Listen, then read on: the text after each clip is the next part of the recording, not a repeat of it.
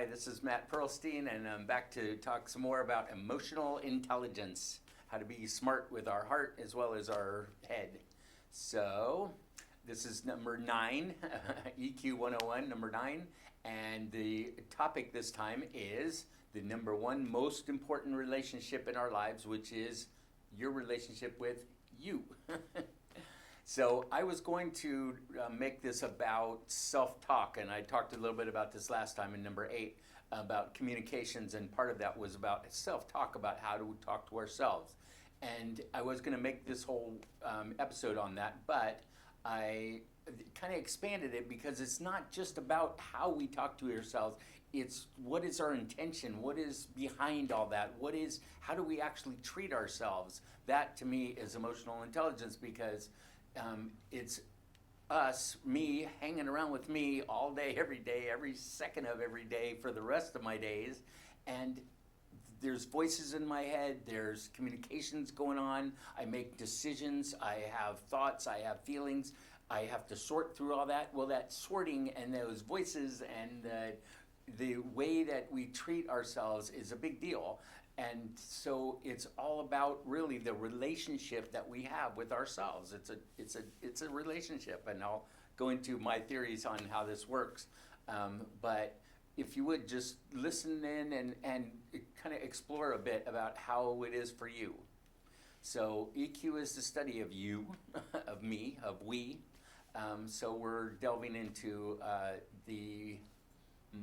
call it a meta-analysis, which is the bigger picture. Why do I think what I think? Thinking about what I think, feeling about what I feel, that kind of thing. So that to me gives me power and control over my life, is that I can be in charge of what happens on the inside. I can figure out what's the best things for me to say to myself and some things not to say to myself. Not being emotionally intelligent, we end up making decisions, we end up talking to ourselves, we end up carrying voices around, and they're things that maybe from our past, maybe from when we were little, and maybe from the environment of what's happening around us. We're reacting to it constantly, but we have so much control. We have the power and we have the control by being able to adjust how we talk to ourselves, how I treat me. I used to be not very nice to me, and it didn't go well. There was a long time where I was pretty yucky to me, and I said things that weren't very nice, and I called myself names, and I put myself down, that kind of thing. And that kind of self-talk is not helpful. We judge a lot of this stuff by, is it helpful or not helpful? That's not helpful. But there are some ways that there are. So let's talk today about what to say and what maybe not to say about in our relationship with ourselves, okay? Starting back just a little bit, EQ is about educating ourselves on the inside, educating our heart and our mind. It's kind of weird because we got left brain and right brain, right? Your thoughts and your feelings, but we also have our head and our heart analogy. Of course, your heart's not in your head, but but the feelings are on the right side of your head. So head and heart, I don't know.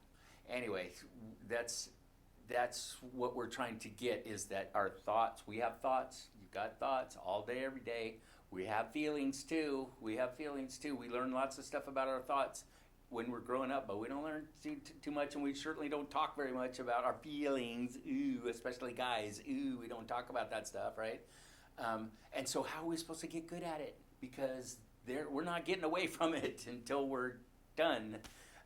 We think and we feel all day, every day, and it affects everything that we do, every decision we make, everything we say, everything we choose, everything we write. All of it is thoughts and feelings. It's all we got, and actions. So to me, studying this stuff and being aware of our thoughts and our feelings and our actions is pretty darn important, because I don't have that much control over a lot of things in my life. I have very little control over lots of things, but this thing I have way more control over than I ever thought possible, And what we're finding is a lot of people are going, wow, you know, really, yeah, you can choose positive. You can think positively on purpose. You can adjust things around inside. EQ gives us power and control. Whatever's happening outside, the environment, the economy, the government, the military, the fighting, good stuff, bad stuff, it doesn't really matter. All that stuff outside of us, we have a little bit of control over some of it, right? But then there's what's going on inside. There's a whole nother world. The EQ is emotional intelligence, being smart about ourselves. And that on the inside, we have tons of power over and tons of control. And we never learn that, but we do. we do. So there are 3 steps to it, 3 basic steps. One is awareness. Always first, key to any change is awareness. What are you talking about? What do I think? What do I feel? What's a feeling? What's a thought? What goes on inside of me? How do I handle stuff? Being aware of it. You can't make logical decisions on things we're not aware of, right? We can't. So we become aware, mindfulness, consciousness, awareness, whatever you want to call it. So step 1 is always awareness. Step 2, acceptance. Okay, yeah, you can fight it, you can deny it, you can drink over it and do all kinds of stuff to try and avoid it. You can pretend, you can do all kinds of things, or you can accept it. You can go, wow, yeah, that is what I do. That is how I am. That is how I have been. It does not have to be how I'm going to be, but it is how it is. As Wayne Dyer said very famously, it is how it is, exactly as it is. And once we can accept that, that's the number one biggest lesson for personal growth. It is how it is, accepting that. And then third is action. So we're aware, we accept it, and then we act or not. We decide. We get to decide consciously. And that's the intelligence part. That's the power and control part. I got it. I see it. I accept it, and I'm not going to do it. Or I am going to do it. I'm going to do this. In fact, I am going to do this, right? I can do what I want to do now that I have some idea what's going on. That's intelligence, being aware, being accepting, deciding consciously. So, that said, I'm going to say, I've said it every time. This is the 9th one. I'm going to say it every time. I'm going to say it every time from there on. The number one biggest step in this whole thing is emotional responsibility. And that means that we, like I said, you have choice. I'm going to go back one slide. We had 2 slides. We have choice of what's going on inside of us, not necessarily so much outside, but we definitely do inside. And going inside, we have the power and control. So in emotional responsibility, what we're saying is that I am 100% at choice about what's happening inside of me. I created it. I can manage it. I can accept it or not. I can fight with it, or I can do whatever I'm going to do with it, but it's mine. And I can do what I want to do with it. It's very, very good news. I hope that's good news for you, because it sure is for me. I love having control. I love being able to not have to blame anybody or anything, really. I'd like to know what's happening inside of me and to be able to drive it, and it helps me be happy. It helps me be relaxed. It helps me be successful.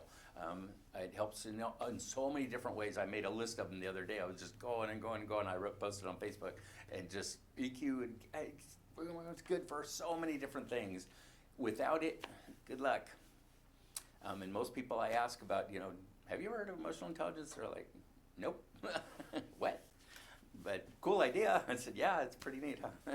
Anyway, we have the power and control. I like this quote. It says, inner peace begins the moment we choose not to allow another person or event to control us, control our emotions. That doesn't mean we have to be, you can't control me. It's like, hey, you can't control me. What's happening to me, inside of me, is my choice. Nobody makes you Eleanor Roosevelt. Nobody can make you feel inferior without your permission. People can't make you feel anything emotionally. They can make you feel something positively, physically, but not so much emotionally. Check it out. So, assuming that you have emotional responsibility, you also have this responsibility, in my opinion, to manage the biggest, most important, most critical, most powerful, most redundant, most invasive relationship there is, which is your relationship with you. Okay? There's way more, there's a lot to it. We don't talk about it, but it's happening. And like our thoughts and our feelings, there's a relationship that's happened between me and me that, that can be managed if done properly. So how you treat you, how you talk to you, how you listen to you, how you respect you, how you nurture you, how you motivate you, how you encourage you, how you discipline you, all that stuff is a relationship between you and you. And I'll get more into it. It's kind of bizarre and it makes it feel kind of split personality, if you will. But the conversation that's happening in your head is between somebody and somebody else, right? Theoretically. And so we're just trying to go, oh, okay, so who and what's being said, and even more importantly, how is it being said, and what's the feeling behind it, what's the intention behind it, how do I talk to myself, do I motivate myself by putting me down, you stupid, you're weak, you slow, you're fat, is that supposed to be motivational for me? Well, is it? Is it working? You can do it if you want. If it works, it's fine. But if it's not working, the cool part is if it's not working, you can do something about it. You actually can do something about it because you're the boss. All right. We took emotional responsibility a few minutes ago, right? And you're the boss, and you get to decide what happens in your head. Okay. You get to make that choice, and you get to manage it. So, do you trust you? And that. Do you trust? Trust is a cool thing. It's not a yes or no. There's no yes or no answer, right? It's a whole continuum of yes, a little bit, yeah, and to well, yeah, right? It's a whole continuum. And on trust, do I trust you to take care of yourself? Do I trust me? Do I trust me to speak up when it's time? Do I trust me to protect my family? Do I trust me to eat right, or do I make stupid decisions and just chow and let my inner child go? Look at that ice cream, right? Do I do that? And if I do that, and when I do that, then how do I deal with me? How critical am I? How nurturing am I? How do I direct me and try to go? You might want to quit doing that, Tubby. So, no name calling, by the way. So, how much do you trust yourself? Big question. Check it out over the next couple days or the rest of your life. How do you control you? How do you punish you when you do something that you're not proud of? How do you do it?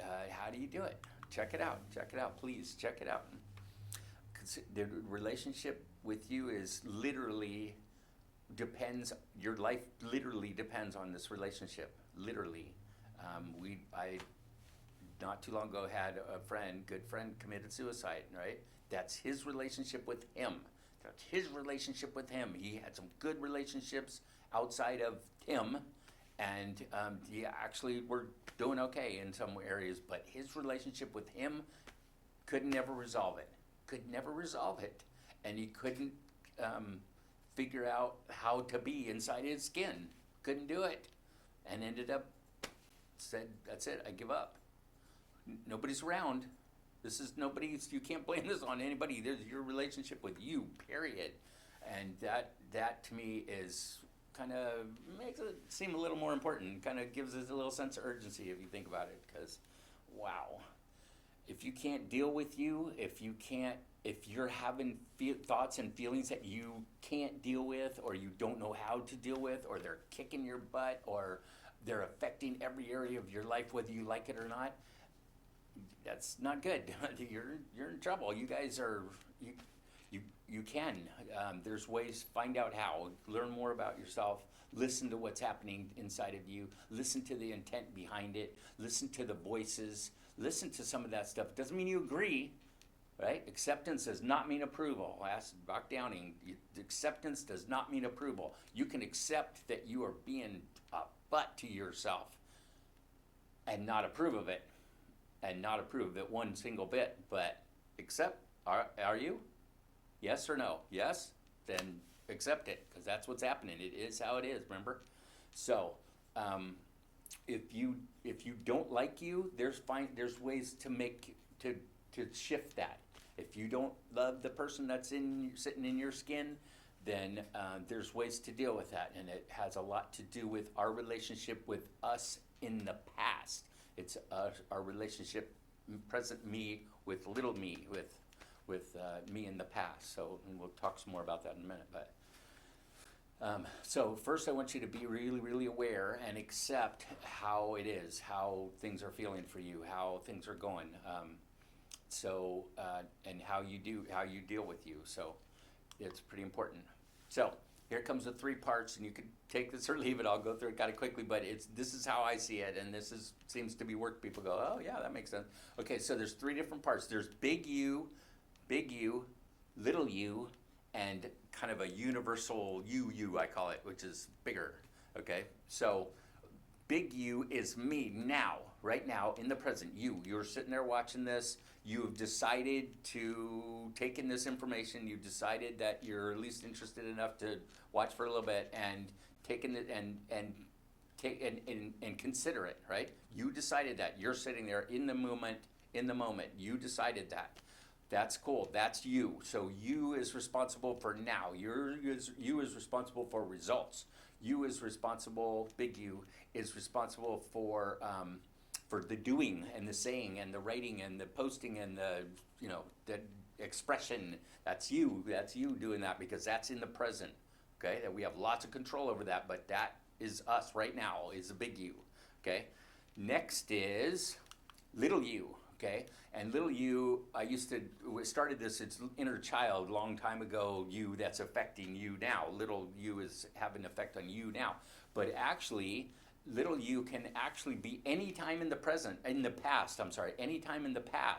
So big you is now, but little you is all the information that you have, all your memories, all of your thoughts that you have already had, all your experiences that you've gone through, consequences to behaviors that you already did, because it already happened, right? And you did it, so that is how it is, right? Intentions that you had, attitudes you had, energy that you had, all that kind of stuff. It's all, everything that's ever happened to you and with you and inside of you is little you. And that affects big you, who's in the present, who makes the decisions and does what you do.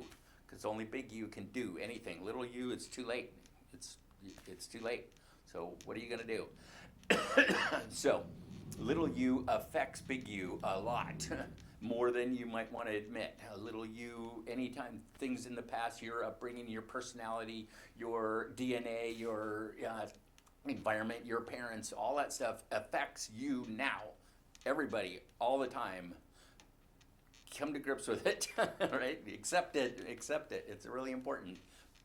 And manage it, and that's what we're doing right now, is learning how to do just that. So, inner child is, the little you is you in the past. Big you is you in the present. And then there's another thing which I call the universal you in a lot of the double big yous. Some religions or some thoughts are about, the third eye, the all-knowing, the higher self, the higher power, that kind of thing. That's big you, the wise, knowing, the boss, the all-knowing, overseer, wise you. That is kind of directs things, that tells, manages and coaches and encourages and is the project manager of, all right, here's what we're going to do, and here's where we're going to live, and this is the job we're going to do, right? Okay, now how do I make that happen? All right, and you're doing all this stuff, so that project managing what you is going to be doing based on what happened to little you in the past. And it can get confusing, but it's very important. It's a very, very important relationship. So little you plus big you equals life. It's happening. So the self-talk that we're going back to is big you talking to little you. No, it's little you talking to big you, overseen by big double U. So anyway, I mean, I've heard people go, what? Which is not a good response to this. So I made it up. So let's talk about some of the more specifics of the relationship and how that you talk to you. For example, how do you parent you? How do you negotiate with you? Let's say you want to do something and you want to do that, and you want to do this and you want to do that, and you want to do something good and you want to do something that you know is not so good. Or if you want to do 3 things at once, right? How do you handle that? How do you make a decision? How do you prioritize? How do you organize, right? That's all inside of you, and that's all stuff that you can manage. And that all has to do with your relationship with you and the talk that goes on in your head and in your heart and between your head and heart and between your thoughts and your feelings, and they go back and forth, and sometimes your thoughts win and sometimes your feelings win, and it's all about you going, all right, let's manage all of this. We got to learn how to motivate ourselves. We got to learn how to nurture ourselves. We got to learn how to focus ourselves. We got to learn how to calm ourselves. We got to learn how to fire ourselves up when necessary. That kind of thing. Those are all internal relationship skills, if you will.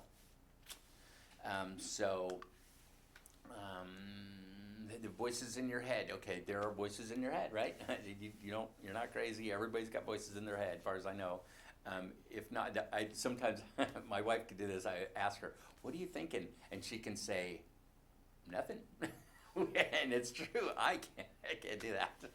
The only way I can do that is go to sleep. But I think it's funny because she could actually do that, which is cool. I would love to be able to do that. But other than that, we have pretty much conversation going on in our heads. And some of the interesting things to do is to go, okay, so if it's a voice that you don't like, or it's not working for you, or it's not effective, or it's not fun, and you don't want it there already, kind of thing, you can do some things like figure out whose voice is it actually. Is it being critical? Is it calling you names? Is it putting you down? Is it not trusting? Is it not helpful? Back to that word again. Is it helpful or not helpful? Is it not helpful? Then you can figure out whose voice it is, possibly, and sometimes it is your voice, but it's not your words, meaning someone else said it to you, and now you're saying it to you.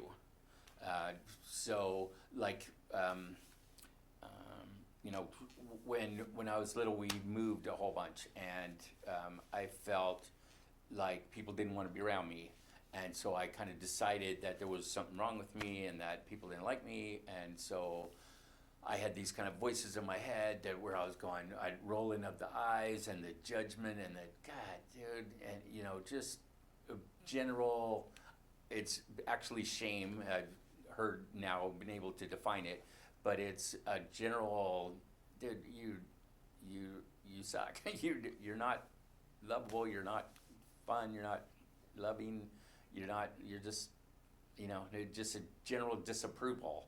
And that kind of voice going on in my head affects everything, and kind of ruins everything, and it puts a yucky energy on everything. And I've been fighting it for a long time.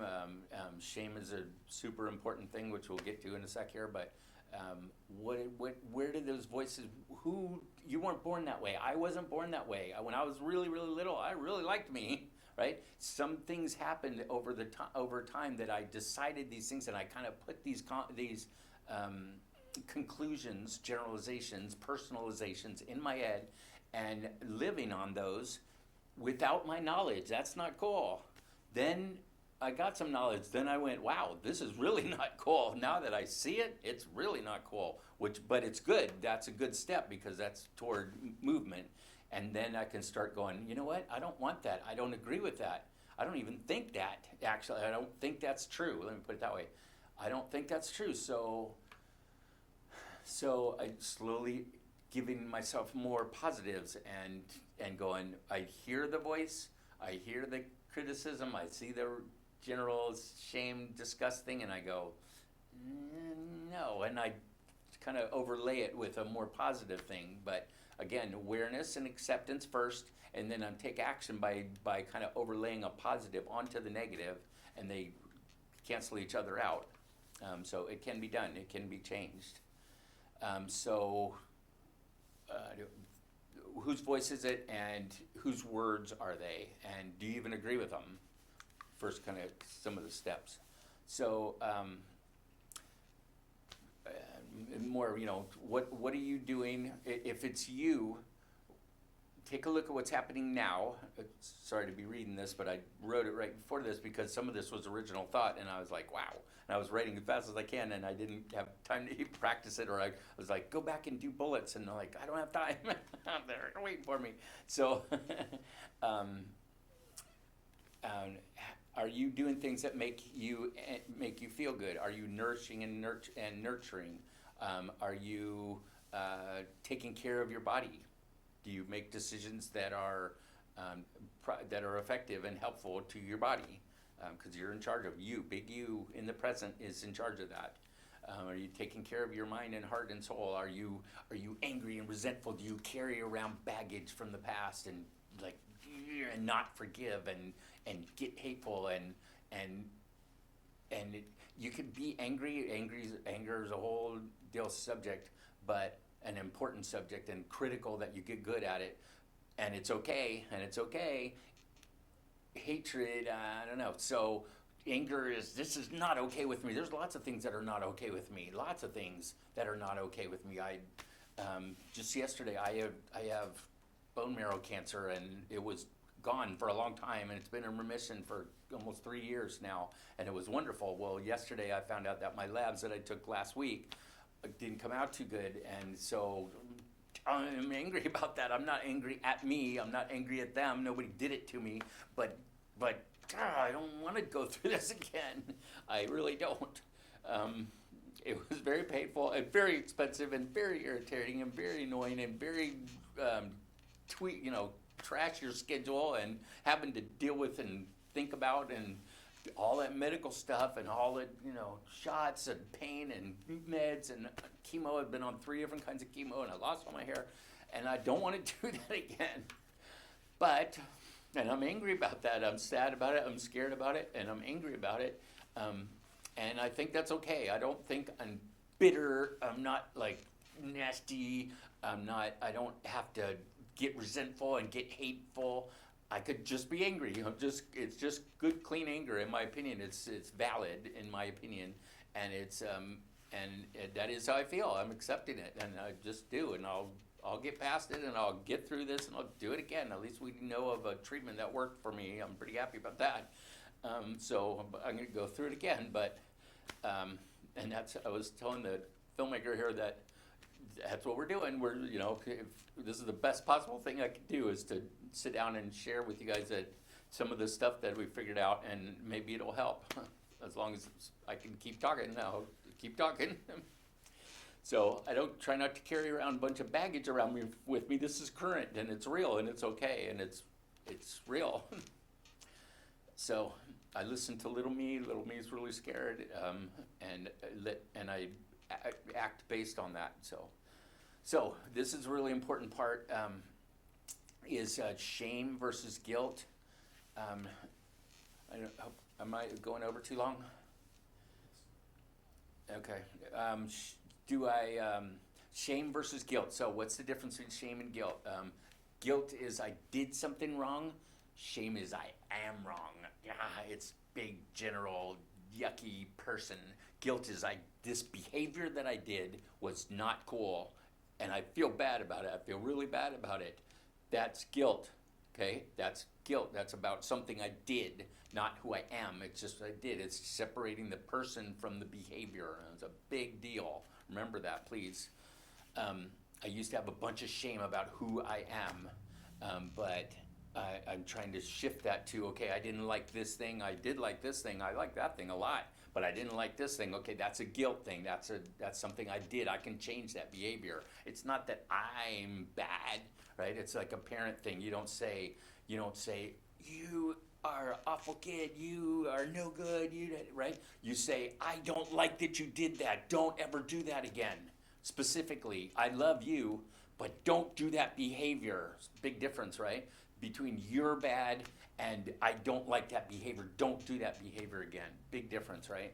So do that with you. Remember, when you're self-talking to yourself, differentiate a behavior from you as a person. It's huge. And then, here's some good news. There's 2 different kinds of guilt. Could you check that out? I don't know if there's a good kind of shame, but there's a good kind of guilt. The bad kind of guilt is called punishing guilt. Well, it's bad. Punishing guilt is, you idiot, God, boom, boom, boom. You're beating on yourself. You're like, I can't believe I did that.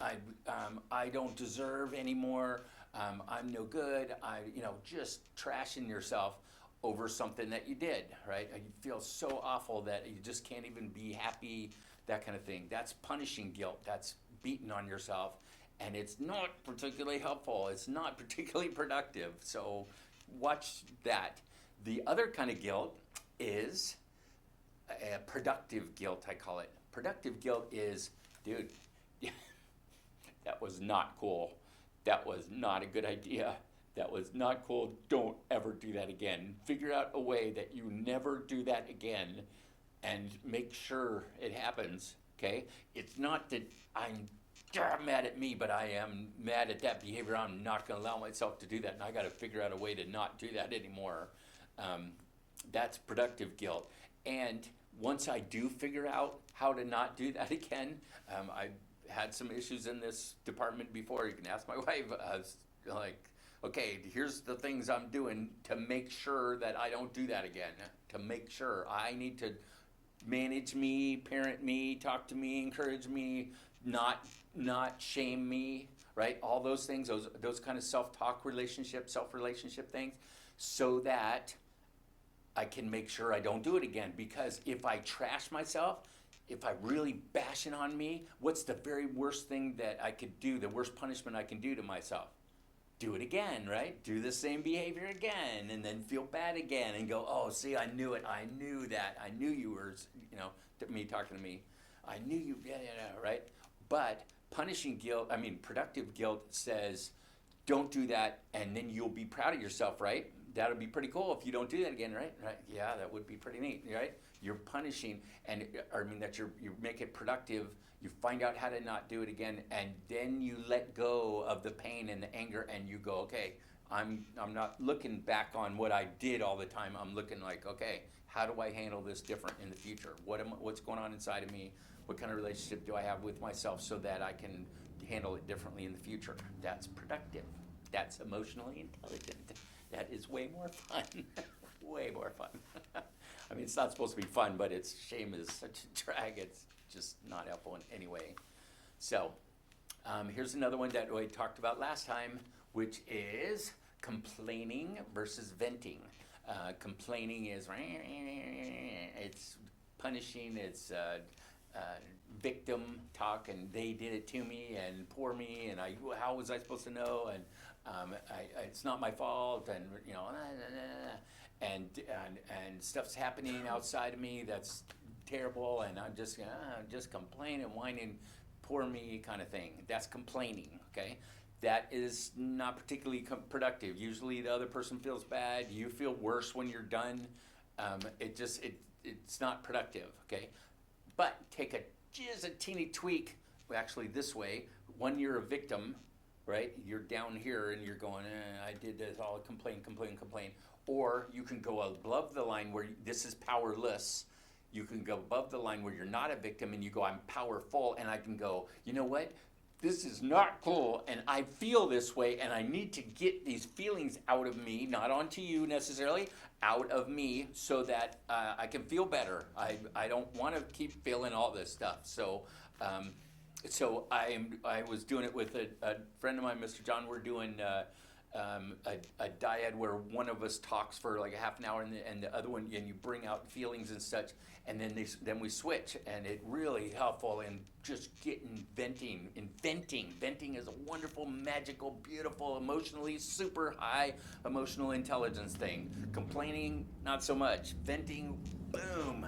Venting is awesome, but it implies that you are emotionally responsible and you're in charge of yourself and your feelings, and you made them and they're your thoughts, and I can let them go if I want to when I need to. I cried a couple times yesterday after I found that out, and I was just, and it was great.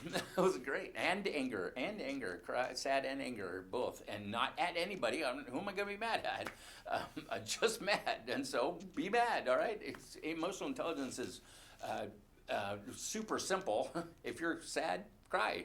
If you're angry, growl, scream, something. Feel it for a minute, even just for a minute, just for a second, because that's awareness, acceptance, and action all in one time, real fast. You're like, yeah, I'm angry, yeah, and I can, whew, right?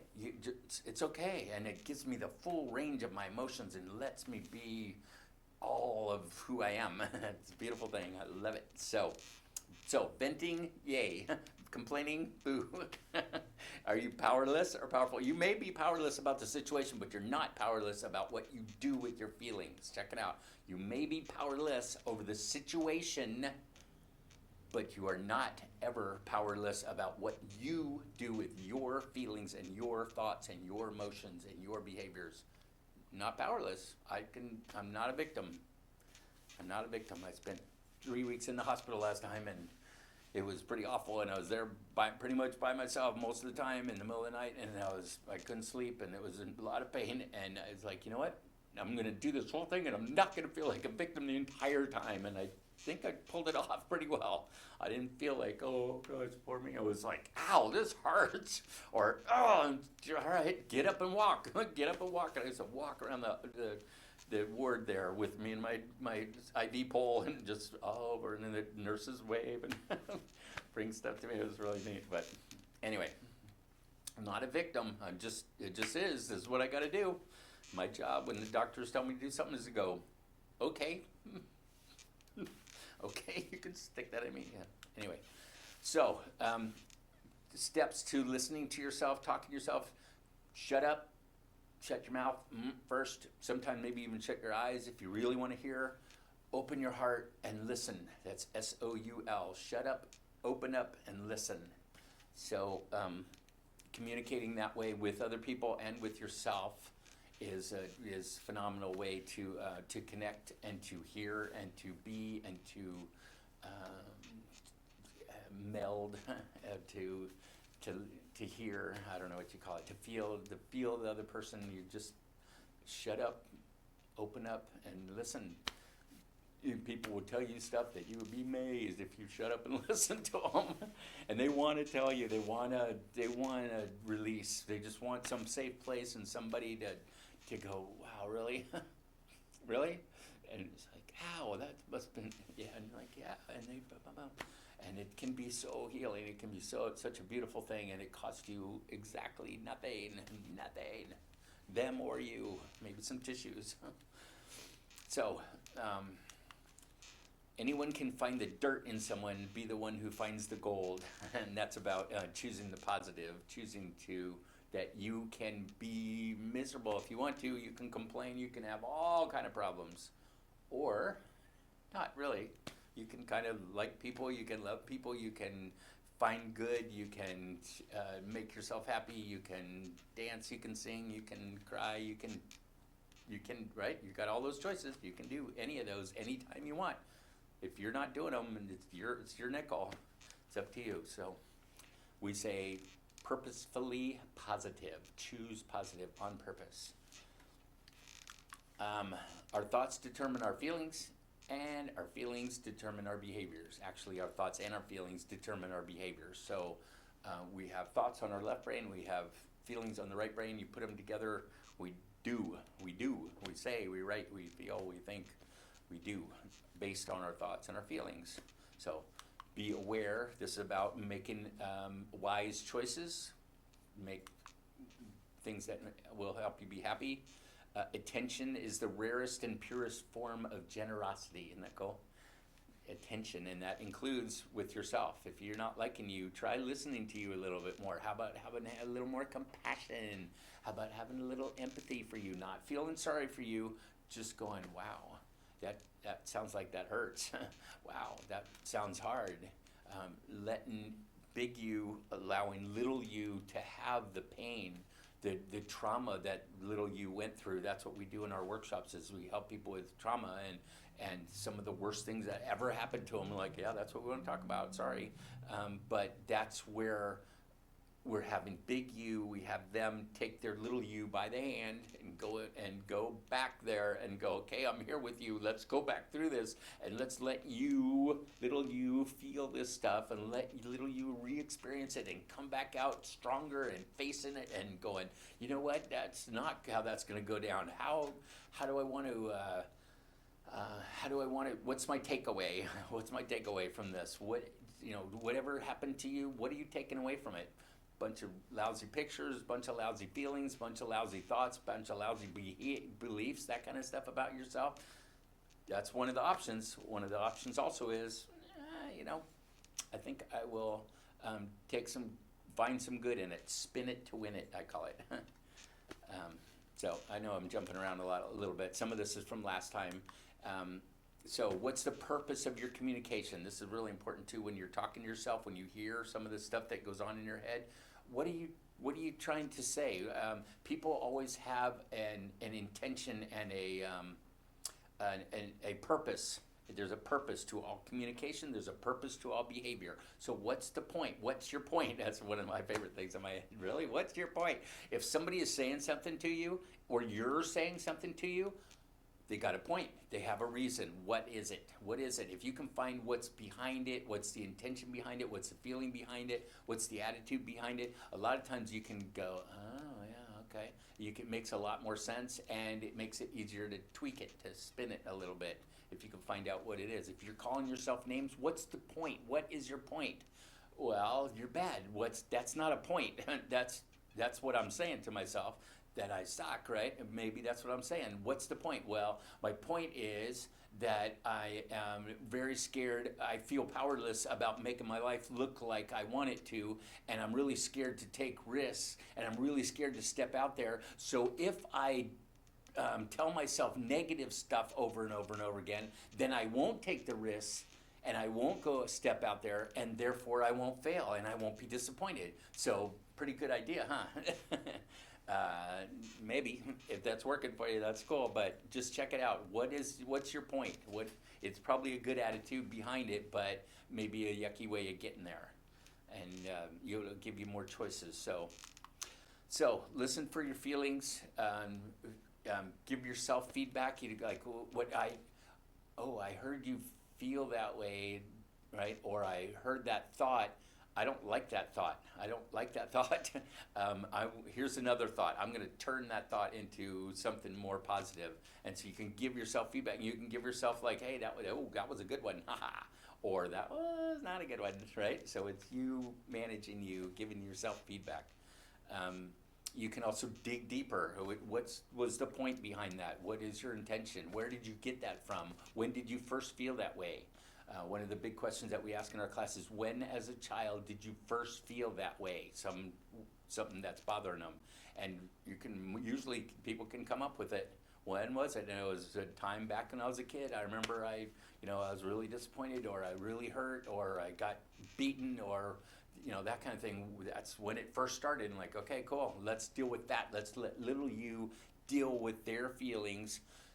Finally, big you is going to be your champion, and little you is going to be safe, and you're going to make a safe place and hold space for them and let them feel what they finally have been wanting to feel, and their poor little body's been carrying it around for 10 or 20 or 50 years.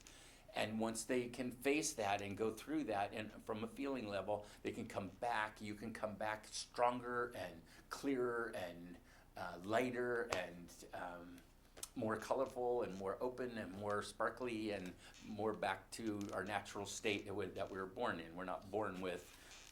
We're only born with 2 fears and no anger. So any fears that we have except for the big 2, And any anger that we have is learned, which means you thought of it, you told yourself the story, and you're carrying it around with you.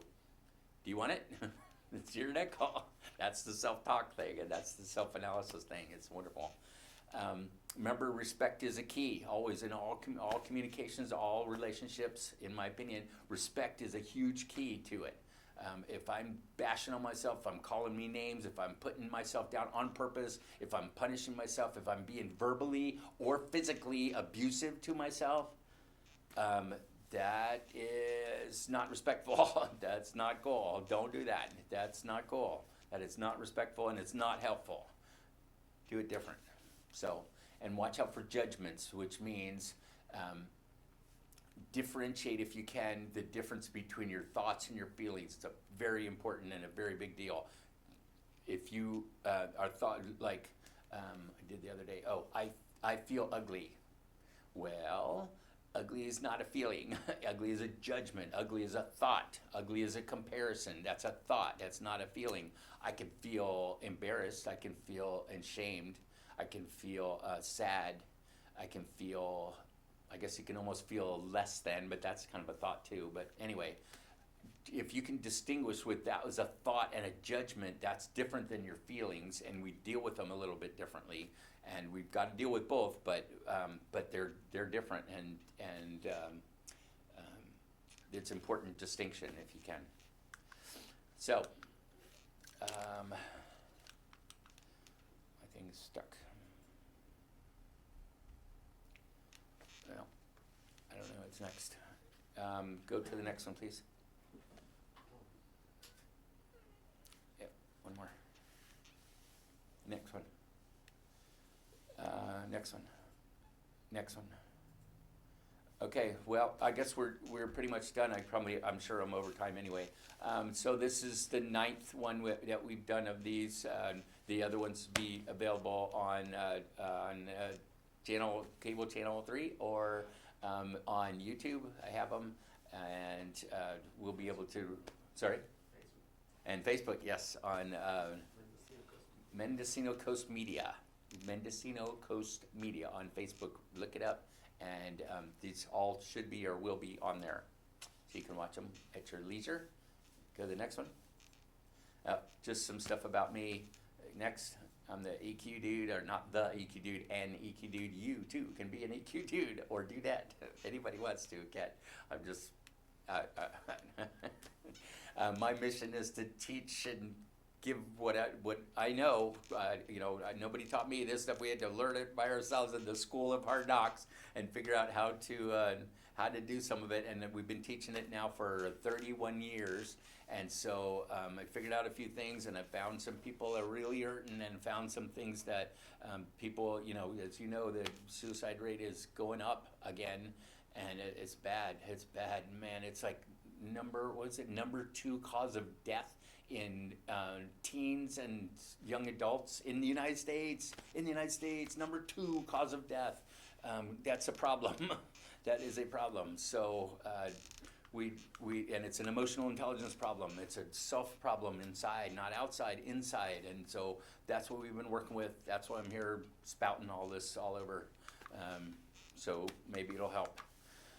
So our goal is to teach 1 billion people EQ by the year 2039, 1 billion, and I think we can do it. I don't have a reason not to, and I don't have anything better to do, and so that's what we're trying to do.